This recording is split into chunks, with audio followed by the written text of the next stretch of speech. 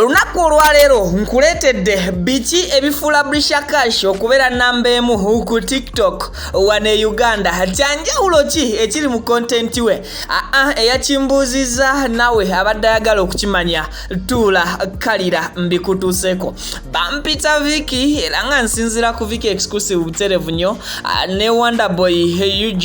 Thank you so much for subscribing. Video nkusabye jimpeleka like abo batonna bakubanga ate ojinda ikingira na watanda bakubera ngate otweyungako mukono subscribinga abo mala okusubscribinga kwata mukade kaje mu personalize okateke mu all. Tubera proudly sponsored by Hajjati Kalodo onono nga soma duwa singona bo ina mwe bizibe byenjawulo mweyunire ku namba isimu yojulaba eri mu kitabo ekya Krani esembyayo 067 asangibwa wakiso songa Habiva Organic Natural and Healthy Products basangibwa Access Building Raga Road agenda bakujanja bisedagala lyobutonde atojja kubeera ngate wejjusa video bomaze okubanga ojimpela ka like mukwano katutandikirewo lwaki nedda Brisher Kash Proud Kadama omukyalo oyo abasinga mumumanyi wa mwana muwala onono nga TikToker abwatyo akola ebintu ebyenjawulo azanya content ow'enjawulo amanyi okuddamu obuzze ebigambo by'abantu amanyi creatinga content owenga omuntu nga ayogera bwogezi nga alinga azanya comedy then amanyi okwa actingira mu nnyimba z'abantu naddala oldies oba kadongo kamu oba ennyimba enkadde kaddeezo naziwomesa nga magwe kyolaba ne kyobowulira ku luyimba bwobigattagatta ng'olaba bikola meaning. Kakati olunaku olwaleero njagala tutunuulire kiki ekifuula Brisher Kash namba emu ku TikTok. Kiriza obagaana mwana muwala ono Brisher lwaki abantu bamurecommendinga nti ye namba emu? Kansooke nkuwa ensonga nga sinnatuuka na ku content we. Ekisooka nti ba TikTokers ab'enjawulo era bangi bannayuganda abaana abali wano bajja wano ku TikTok aku application yeyo ne bakola content na hitinga nnyo nabo bennyini ne bafuna amanya awabula oluvannyuma ne bagwa Brisher Kash ne bamulekawo ne bamusangawo bwe bagwa ne bamulekawo either wakawe nakamuko aku views z'abadde afuna olumu nayongerwamu. I think it was ofunye ensonga entuufu lwaki Brisher Kash bamurecommendinga nga TikToker akyasinze okuba ow'amaanyi mu Uganda. Ensonga eri loud and clear. Kati tugende ku content we. Ekika kya content Brisher Kash gwakola nkikunnyonnyodde. Kaakati kiki ekimufuula okubanga ye namba emu era ekimufuula ow'enjawulo? Ekisooka mu byonna, Brisher bw'aba anapostinga video ku TikTok takeera kupostinga video mu ssaawa za kumakya. Nkiddamu, Brisher Kash bw'aba apostinga video ku TikTok tapostinga ku ssaawa za kumakya. Lwaki? Aleka bano abeeyita ab'amaanyi n'abaakagala TikTok okubanga obwagazi bwayo buli waggulu ne basooka bapostinga abantu n'abalekera dimandi ennene okubanga buli omu alinda Brisher Kash ye nga tapostinga. Buli kaddo checkinga ku page ye nga tapostinga.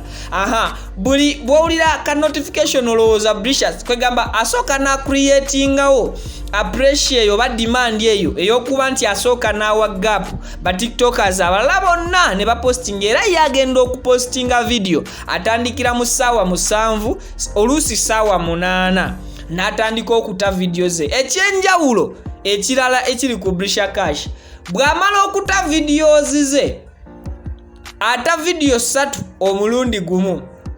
Katugambe bw'ata video eno esooka mu ssaawa nga 8 addamu okuta video ey'okubiri zibeera ssaawa era 8 n'eddakiika embale. At the same time nata ne video ebeere ey'okusatu. Singa ekyo mukyegendereza nnyo abafollowinga Brisher Kash musobola okunjulira mu comment section nti ddala kyenjogera akituufu oba kikyamu. Naye nsuubira bw'oba obadde omugoberera njogera mazima era njogera kituufu.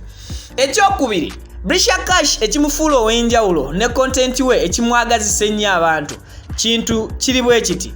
Costume we teri video Brisher Kash yali akoze nga costume ye oba engoye oba ennyambala gy'abeera ayambaddemu nga etyoboola ekitiibwa ky'omuntu yenna.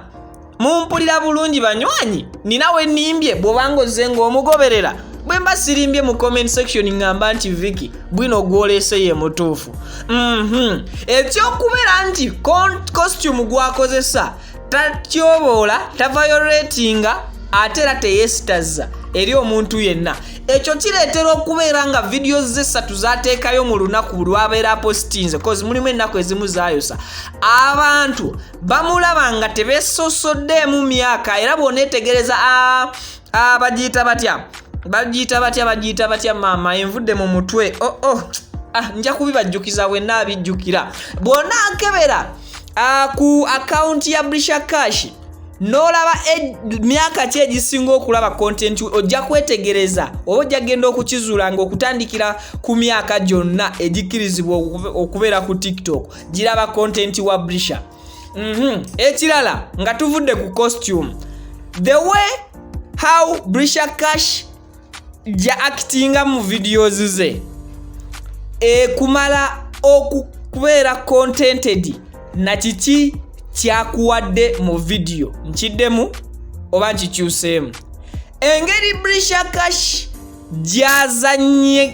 gyazannyamu oba gyazanyiikiriza mu videos zaakola ekuleetera okubeera nga ofuna akadde okumanya video ye wajje gwera. Kizibu okutunula ku Brisher Kash video ye n'otagimalayo okuva lwetandikira paka weggwera.